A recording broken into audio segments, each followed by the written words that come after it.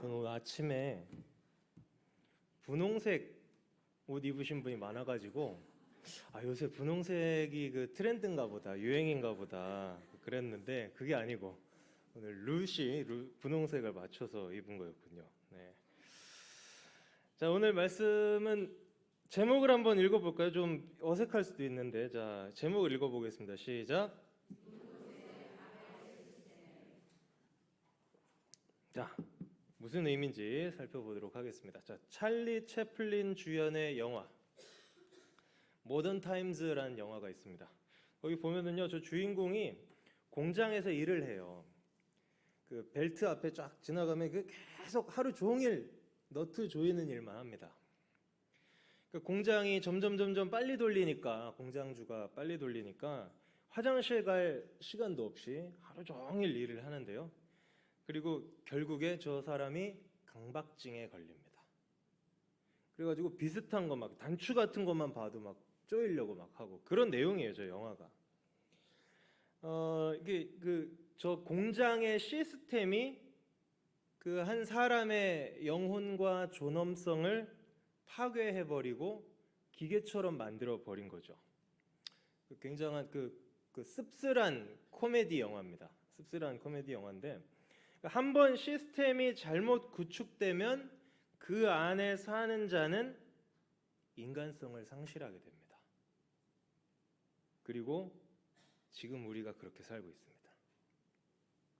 지금까지 인류 역사가 그렇게 흘러오고 있거든요. 오늘 말씀은 그 악한 시스템에 대한 이야기입니다. 자, 8절을 같이 읽어보겠습니다. 시작. 구스가 또 니므롯을 낳았으니 그는 세상의 첫 용사라. 아멘. 창세기 10장에 족보가 나오는데요. 노아의 홍수 이후에 셈과 함과 야벳의 그 후손들이 어떻게 온 땅을 퍼져 나갔는지 이제 보여주는 족보입니다. 그런데 수많은 그 사람들 이름이 쭉 나열되다가 갑자기 니므롯이라는 이 인물에게 딱 집중이 돼요. 이 사람을 조명을 해줍니다. 다른 사람들은 누가 누구를 낳았다 이렇게 끝나는데 요 니므롯만 그의 업적, 그가 세운 나라, 그리고 그 영토 아주 구체적으로 이야기를 해주고 있습니다. 자, 이 니므롯이라는 이름은요, 히브리어 마라드에서 왔습니다. 마라드,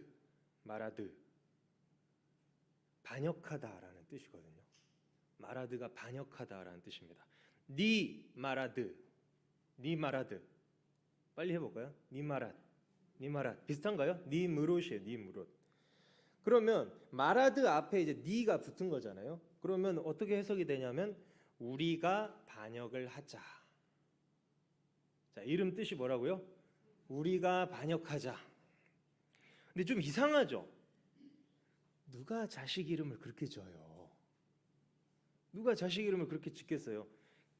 제가 아들을 낳았는데 이름을 김반역 이렇게 지으면 되겠습니까? 네, 김쿠테타 이렇게 지으면 안 되잖아요. 그죠? 뭐 이상해요, 이건. 그러니까 이거는 본명이 아니고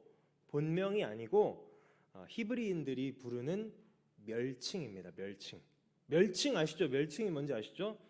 존대하여 부르는 존칭, 멸시하여 부르는 멸칭. 그러니까 멸칭이에요. 멸칭. 사사기에 보면은요, 이런 예가 있습니다. 예가 왼손잡이 에훗. 시 누군지 알죠? 그러면 그 에훗이 죽인 원수 이름은 혹시 아실까요? 역시 모르시는군요. 모르셔도 괜찮습니다. 자, 에훗이 오른쪽 왼손잡이니까 칼을 오른쪽에서 이렇게 빼잖아요.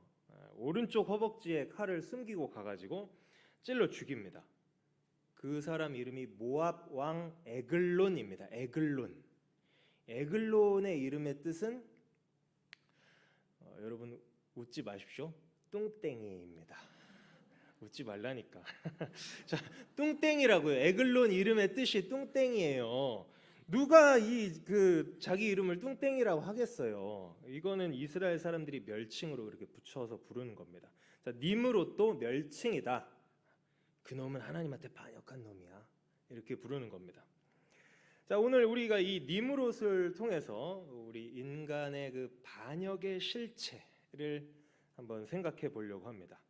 자, 오늘 이 설명이 나와요. 니므롯 이름이 소개되고 니므롯에 대한 첫 설명, 세상의 첫 용사였다. 이렇게 이제 설명이 나옵니다. 첫 용사, 그냥 용사도 아니고 처음 용사래요.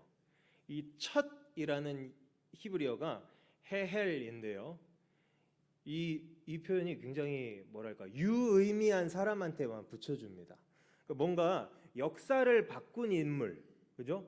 역사를 바꾼 인물한테 이제 이 첫이라는 헤헬이라는 수식어를 붙여줘요. 창세기 4장 26절에 보면 에노스의 때에 사람들이 비로소 헤헬 여호와의 이름을 불렀더라 이렇게 되거든요. 그러니까 이 에노스 때에 처음으로 하나님을 예배하는 세대가 일어난 거예요.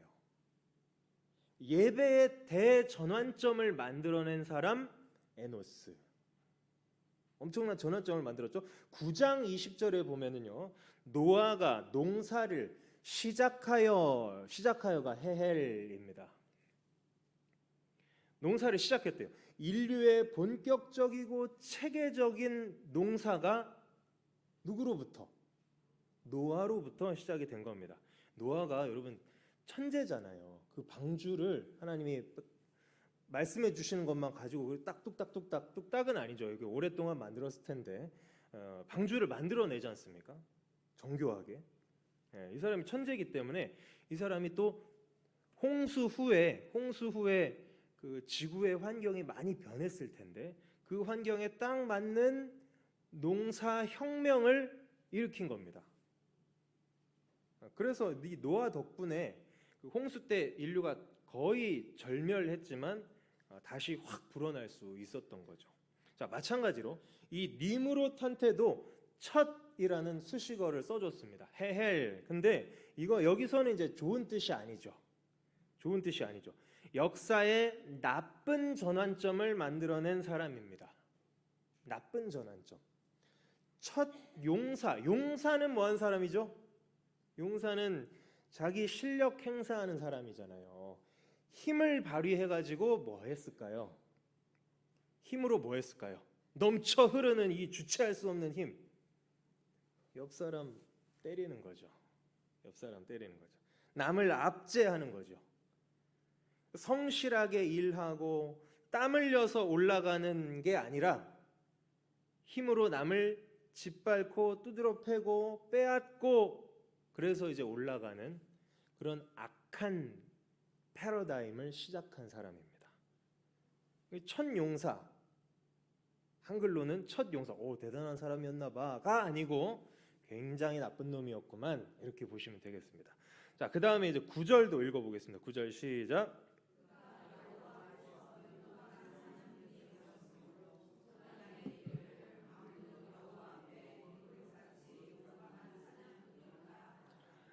아멘. 자, 니므롯을 가리켜서 여호와 앞에서 용감한 사냥꾼이다 이렇게 이야기를 하고 있습니다.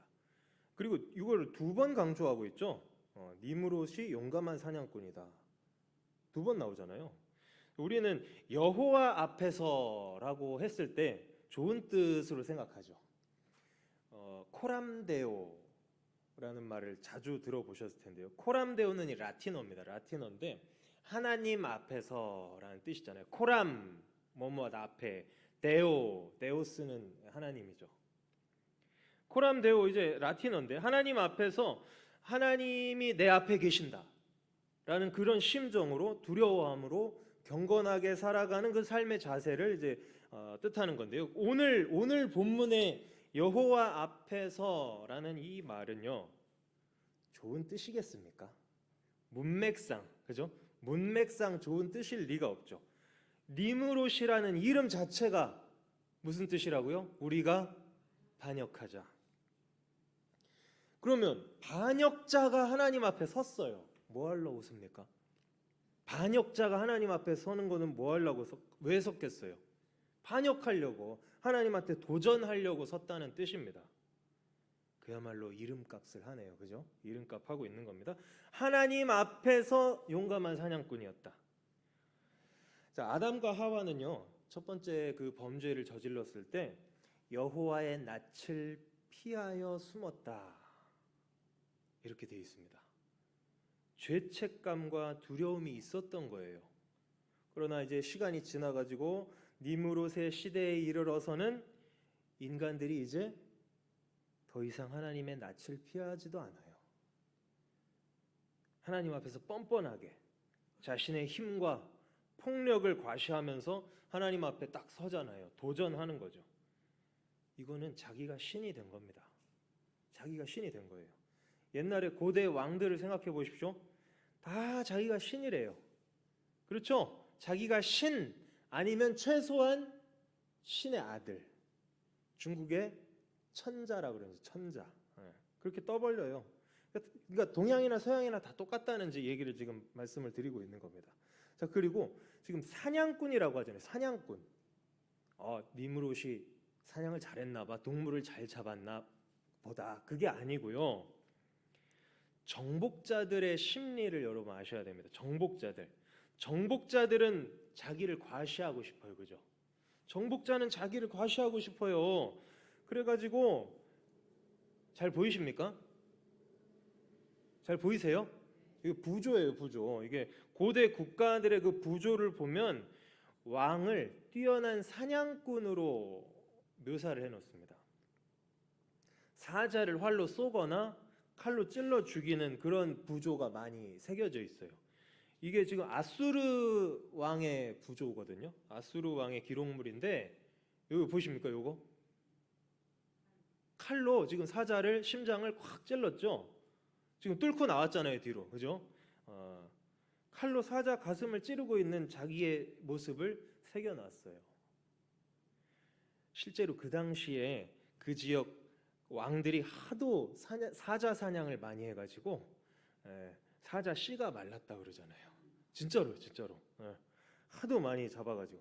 니므롯이 사냥꾼이었다라는 말은요, 저겁니다. 자기를 드러내고 싶어서 안달이 난 그런 모습입니다. 정복군주. 그래서 오늘 그가 행한 정복 사업도 오늘 성경이 말씀을 하고 있습니다. 10절부터 12절까지 보면 그의 나라에 대해서 그리고 그 나라의 그 영토에 대해서 쭉 얘기를 하고 있습니다. 시날 땅에서 시작됐다. 시날이 뭐냐면 여러분 역사 공부를 좀 학교 다닐 때 하셨던 분은 수메르 문명. 끄덕끄덕 하시는 분 감사합니다. 공부를 많이 하셨어요. 네. 수메르 문명이 시날 땅입니다. 네, 시날 땅. 아갓 나오죠. 아갓. 저기 보면 아카드 문명도 혹시 들어보셨습니까? 아카드 문명? 아카드 문명은 잘 안 계신 것 같은데. 수메르 문명, 아카드 문명, 그 다음에 이제 함무라비의 고 바벨로니아, 뭐 이렇게 아수르 이렇게 가는 건데. 저 지명들을 보세요. 지명들을 보면 지명으로 보니까 잘 감이 안 오실 텐데 지도로 제가 보여드리겠습니다. 자, 이게 성경의 지도인데요. 시날 땅에 시작해서 아수르 지방으로 나아갔대요. 자, 시날 땅이 여기입니다. 시날 땅이 바벨론 지방이에요. 바벨론. 우리 성경에 바벨론 자주 나오죠. 그리고 위로 올라가요. 위로 올라가서 조금 북쪽이 아수르 지역입니다. 그래서 거기에 니느웨 성도 있고요. 그렇게 돼 있는 겁니다. 현재 이라크 지역. 자, 남쪽에서 시작해서 북쪽으로 영토를 넓혀갔습니다. 이렇게 이제 상대방을 정복해서 자기 나라를 유지하는 걸 뭐라 그러죠? 제국주의. 세계 최초의 제국주의가 여기서 시작됐습니다. 누구한테서? 니므롯한테서 시작이 된 거예요. 그리고 이 제국주의는 결국 무엇으로 귀결이 되냐면요. 여러분 지금 오늘 본문이 10장인데요. 11장에 가면 바벨탑을 쌓아요. 자기를 드러내고 자기를 과시하고 자기 힘으로 남을 압제하고 더 힘을 키운 결과는 바벨탑을 쌓는 일이었습니다. 여기 보니까 이 사람들이 시날 평지를 만났다. 아까 시날 땅 나왔었잖아요. 그죠? 또 시날 땅이 나오네요. 시날 평지에다가 탑을 세웁니다. 그게 바벨탑이죠. 자기가 이제 주변을 정복하고 잘 나가니까 야, 우리나라가 이렇게 강해? 우리의 위험을 떨쳐야겠구만. 주변에 있는 다른 저런 약한 부족들이 우리를 보면 벌벌 떨도록 탑을 세워야겠다. 우리의 이름을 내자 해가지고 이렇게 바벨 탑을 쌓게 된 겁니다. 이 니므롯의 바벨 시스템, 이렇게 귀결될 수밖에 없었던 거죠. 자, 이 니므롯이라는 인간이 갑자기 툭 튀어나온 거 아닙니다, 여러분. 성경을 잘 보면요, 그 앞에 보면은요, 하나님을 밀어내고 하나님을 거부하고 하나님의 자리를 차지하려고 하는 그 인간의 죄가 점점점 증폭되는 그 모습들이 계속 나옵니다. 인류가 타락한 직후 3장에서 타락하잖아요. 3장에서 타락하고 쫓겨나서 4장이 되면요, 하와가요 첫 아들 가인을 낳고 이렇게 얘기를 합니다. 내가 여호와로 말미암아 등남하였다. 자, 뭐라고요? 내가 여호와로 말미암아 등남하였다. 자, 이렇게 한글로 보면 아무 이상 없어 보이죠? 하나님이 도와주셔서 뭐 아들을 낳았는가 보다, 이런 뜻인 것 같은데, 이 고백의 히브리어를 보면요, 무서운 의미가 숨어 있습니다.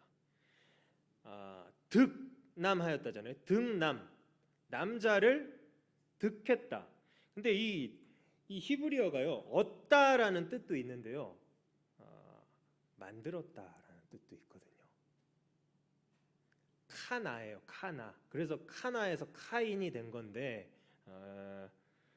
만들었다라는 뜻이 있다니까요. 그리고 여기에 그 여호와로 말미암아 등남하였다.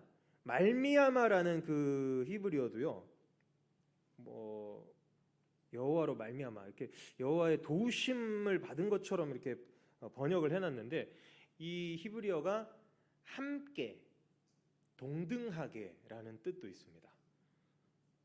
자, 그러면 그렇게 해석을 하면 어떻게 돼요?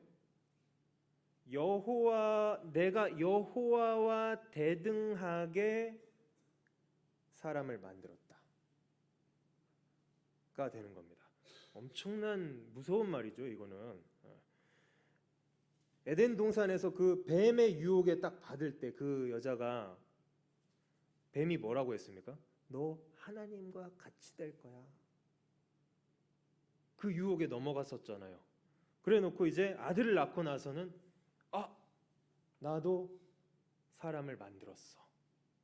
나도 생명을 창조해냈어. 그렇게 착각을 한 겁니다. 자, 그리고 그 가인의 이 7대 손 중에 라멕이라는 사람이 있는데요, 이 라멕은요, 이 하와보다 더 나갑니다. 하와보다 더 나가서 타인을 향한 폭력이 됩니다. 이 사람의 그 악함은요, 하나님의 창조 질서를 깨가지고 아내를 2명 취합니다. 일부 다처제를 시작을 하고요. 그리고 그 자기 아들이 두발 가인이라는 아들이 만든 그 철제 무기를 딱 손에 쥐고 이제 노래를 불러요. 그 노래의 내용인즉슨 나한테 까불면 다 죽는다. 가인을 위해서는 7배이지만 나 라멕을 위해서는 77배다. 이런 노래를 부릅니다. 자, 무슨 뜻입니까? 하나님께서 내리는 벌은 7배지만 나는 77배로 갚아줄 거야. 나는 하나님보다 더 세. 자, 이런 죄가 지금 계속 증폭이 되고 있는 게 보이시죠? 이제 대홍수를 지나고 니므롯의 때에 이르러서는 이제 거대한 국가 시스템이 된 겁니다. 오늘의 설교 제목처럼 바벨 시스템이 된 거예요. 이 니므롯이 온 세상을 다스리는 그 통치자와 만왕의 왕자리를 지금 자기가 꿈꾸고 있지 않습니까? 인류 최초의 제국주의자. 죄가요, 이렇게 무섭습니다. 죄는 계속 자라납니다. 그리고 하나님을 정면으로 맞서서 도전하는 그런 시스템을 만들어냅니다. 여러분, 인류 역사에 세상의 모든 군왕들이 다 똑같습니다.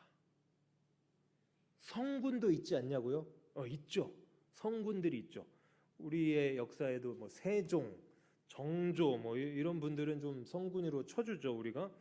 우리 역사에도 있고 뭐 유럽의 뭐 계몽 군주들 많이 있거든요. 그러나 뭐 그런 개인적인 성향 말고요. 개인적인 성향 말고 전체적인 돌아가는 그 시스템을 보면은 다 똑같습니다. 다 똑같아요. 왕정에서 민주정으로 바뀌어도 본질은 똑같습니다. 하나님께서 이 바벨의 시스템을 그냥 내버려 두실 리가 없죠. 여러 번 멸망시키겠다고 예언하십니다. 이사야 14장 말씀에 보면요. 자, 요 말씀 한번 같이 읽어볼까요? 시작.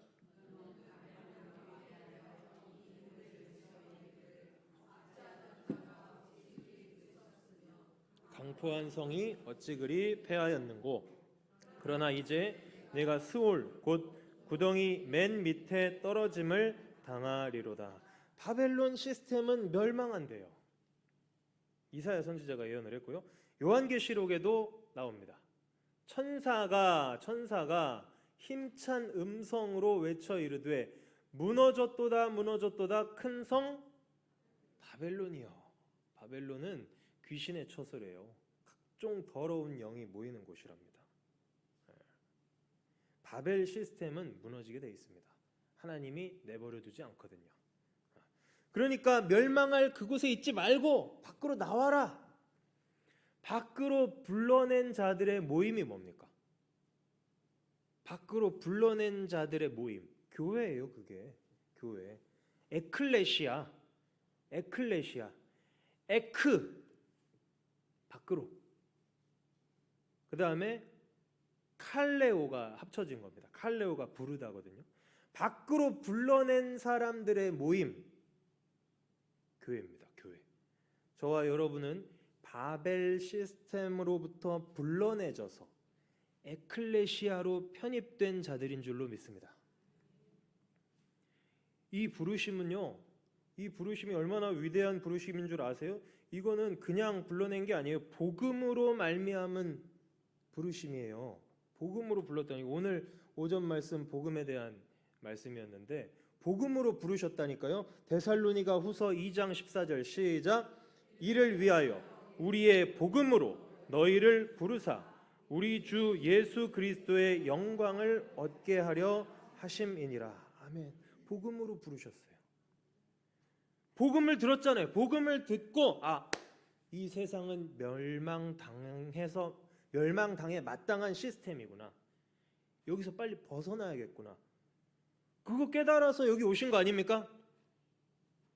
아닌가요? 자신이 없으시죠? 그래서 열매를 맺은 거 아니에요. 철로 역정, 우리 목사님 좋아하시는 철로 역정, 그 첫 장면 뭐예요? 첫 장면. 주인공이 책을 하나 보면서, 그 성경책이죠. 등에는 무거운 죄짐을 지면서 안절부절을 못하는 장면이에요. 그 책에 보니까 뭐라고 써 있습니까? 내가 사는 이 도시가 곧 멸망한대. 그래서 그 자기가 사는 도시 이름이 뭐예요? 그 도시의 이름?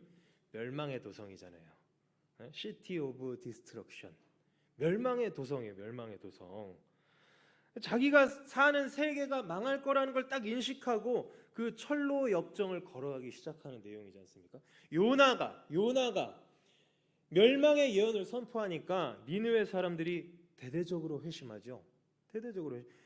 개혁자 마틴 루터도요. 어느 날 길을 가는데요. 옆에 번개가 쾅 떨어졌답니다. 자기 바로 옆에. 자기가 털썩 주저앉아가지고 그 경험을 한 다음에 원래 법학도였거든요. 얼마나 똑똑했겠어요. 똑똑한 양반인데 법학 공부 딱 중단하고 수도원에 들어갑니다. 그래서 신학 공부합니다. 그리고 이 루터가 그 번개 바로 옆에 떨어지기 며칠 전에 자기 친구가 갑자기 죽었대요. 뭐 병으로 죽었나? 갑자기 친구가 죽어가지고 이거 준비되지 않은 상태에서 죽으면 나의 영혼은 어떻게 될 것인가? 그걸 고민을 하고 있는데 그 하나님의 그 진노와 심판에 대해서 고민에 빠져 있던 터에 그 번개가 팍 떨어지니까 내가 내일이라도 죽을 수 있겠다. 충격을 받고 그 벗어난 겁니다. 사람이요, 하나님의 이 진노와 그 무서운 심판을 인식하지 않으면요, 바벨 시스템에서 나올 생각조차 못합니다. 그냥 이렇게 사는 거지 뭐, 남들도 다 그렇게 사는데. 멸망당할 시스템입니다. 멸망당할 시스템. 자, 빌립보서 3장 말씀 같이 읽어보도록 하겠습니다. 시작. 그들의 마침은 멸망이요 그들의 신은 배요 그 영광은 그들의 부끄러움에 있고 땅의 일을 생각하는 자라. 그러나 우리의 시민권은 하늘에 있는지라. 거기로부터 구원하는 자 곧 주 예수 그리스도를 기다리노니. 아멘. 우리는 더 이상 멸망당할 그 시스템 안에 있지 않고요, 하늘 시민권자가 된 줄로 믿습니다. 국적이 달라졌어요. 곧 구주 예수 그리스도를 기다리노니. 이 에클레시아 안에서 주 예수 그리스도를 기다리는 그 종말론적인 신앙으로 사시길 바랍니다. 그걸로 사니까 아까 찬양할 때 내가 주를 사랑합니다 하시면서 울컥하시는 것 같던데, 제가 뒤에서 들어보니까 그 찬양 고백하면서 울음이 나죠? 울음이 나요. 이 에클레시아에 속했다는 게 그거예요. 바로 그 증거예요. 날마다 말씀으로, 기도로, 성도와의 교제로 이 하늘 시민권자의 그 품격과 품위를 지켜나가시길 바랍니다. 거룩한 나라요 왕같은 제사장. 자, 오늘 말씀을 정리하도록 하겠습니다. 자, 우리가 살아가는 이 세상의 작동 원리는 저거라고요. 니므롯의 정신, 바벨론 시스템. 현대 정치인들도요 똑같다니까요. 남을 깎아내리고 압제하고 자기의 세를 불리고 불린 세를 통하여서 더욱 남을 착취하고 정복합니다. 그게 정치의 속성 아닌가요? 안 그런 정권이 있었나요? 저는요, 니므롯 때부터 지금까지 이 시스템이 변한 적이 없어요. 이게 정치인을 왜 이렇게 신뢰하시려고 하는지 이해가 안 되는데. 내가 원하는 당이 득세를 하면 좋은 거고, 반대당이 표를 많이 받으면은 막 이 나라 큰일 날 것처럼 막 그럴 필요가 없어요. 어느 누가 당선돼도 어차피 이 세상의 시스템은 멸망당할 시스템. 네. 마지막 날에 다 불에 풀어질 시스템. 그것도 모르고 사람들이 저마다 막 자기 바벨탑을 쌓고 사는 거예요. 그러면 막 정치인들 휘둘리고 또 다른 사람들 목소리에 휘둘려가지고 나도 뭔가 쌓아야 되는 거 아니야? 막 불안에 빠지게 됩니다. 그리고 짝퉁 바벨탑을 쌓기 시작하죠. 자기만의. 그렇게 살지 말라고 불러냈다고요. 아예 밖으로 불러냈다고요. 에클레시아. 바벨 시스템에 속한 이 세상 제국들은 다 무너졌잖아요. 망했잖아요. 역사를 보세요. 바벨론 무너졌죠. 페르시아 무너졌죠. 로마 제국 무너졌죠. 중국의 왕조들 다 무너졌죠. 그러나 예수 그리스도의 나라만이 영원히 설 것입니다.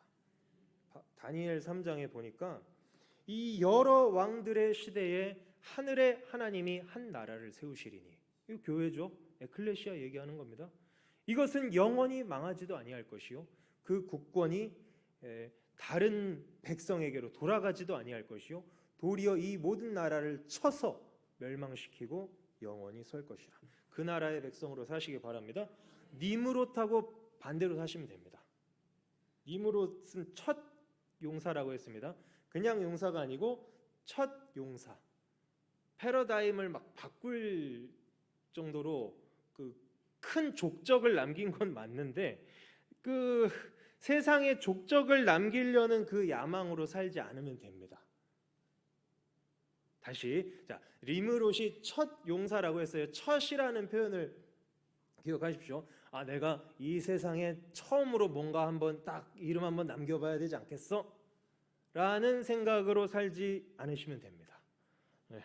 자, 사냥꾼이라고 했습니다. 사냥꾼 아까 그 그림 보여드렸죠? 사자 가슴에 칼을 푹 찔러 넣는 그 그림. 자기를 드러내기 위한 왕들의 사냥입니다. 남을 정복하고 압제하는 그 삶, 남을 착취하는 삶, 그거를 안 살면 됩니다. 자, 그리고 바벨탑 안 쌓으면 됩니다. 자, 바벨 시스템은 다 멸망할 시스템.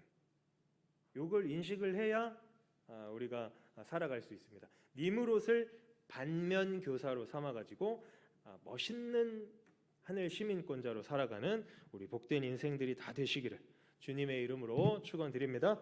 이 시간에 함께 기도하겠습니다. 주신 말씀을 생각하며 기도합시다. 나는 이렇게 살지 않게 하여 주옵소서. 니므롯과 같은 자가 되지 않게 하여 주옵소서.